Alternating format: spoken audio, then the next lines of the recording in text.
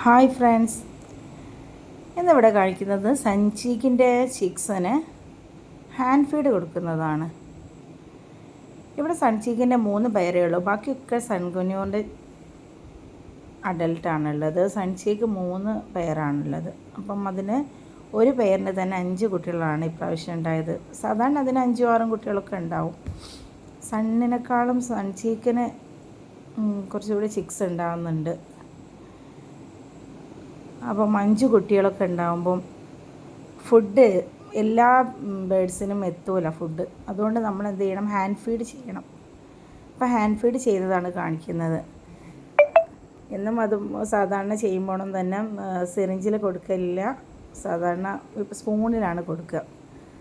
സിറിഞ്ചിൽ കൊടുക്കുമ്പോൾ ചില സമയത്ത് ഇത് ഡെഡായി പോകലുണ്ട്.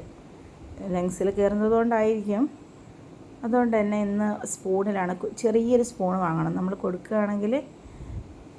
ഇവിടെ ഹാൻഡ് ഫീഡിനായിട്ട് A90 ഉപയോഗിക്കുന്നത്. അവരുടെ കാൽസ്യവും പ്രോട്ടീനും ഒക്കെ ആഡ് ചെയ്യും. ബേഡ്സിന് കുറച്ചുകൂടി ഹെൽത്ത് ഉണ്ടാവും. ചിക്സിനാണെങ്കിലും നമ്മൾ അതൊക്കെ ആഡ് ചെയ്ത് കൊടുക്കുമ്പോൾ കുറച്ചുകൂടെ ഹെൽത്ത് കൂടുതലായിരിക്കും. അങ്ങനെ ഡെഡായി പോകുന്ന കംപ്ലൈൻ്റ് ഒന്നും സാധാരണ നമ്മൾ സെയിൽ ചെയ്യുന്ന ബേഡിനൊന്നും ഡെഡായി പോകുന്ന കംപ്ലൈൻറ്റ് വരലില്ല. പിന്നാണെങ്കിൽ ഇവിടെ ഇൻക്യുബേറ്റർ സൗകര്യമുണ്ട്. പക്ഷെ അങ്ങനെ ഇൻക്യുബേറ്ററിൽ വെക്കാറില്ല. കാരണം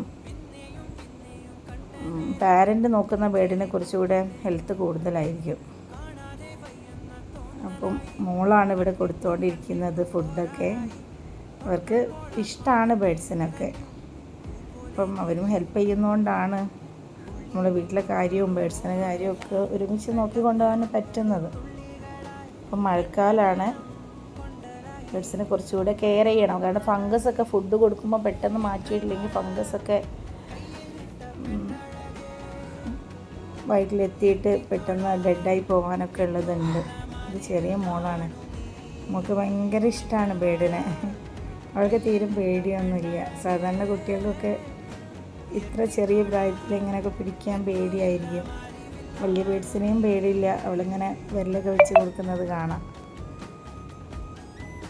അപ്പം എല്ലാവരും ഒന്ന് സബ്സ്ക്രൈബ് ചെയ്യുക, ഷെയർ ചെയ്യുക, കമൻറ്റ് ചെയ്യുക കേട്ടോ.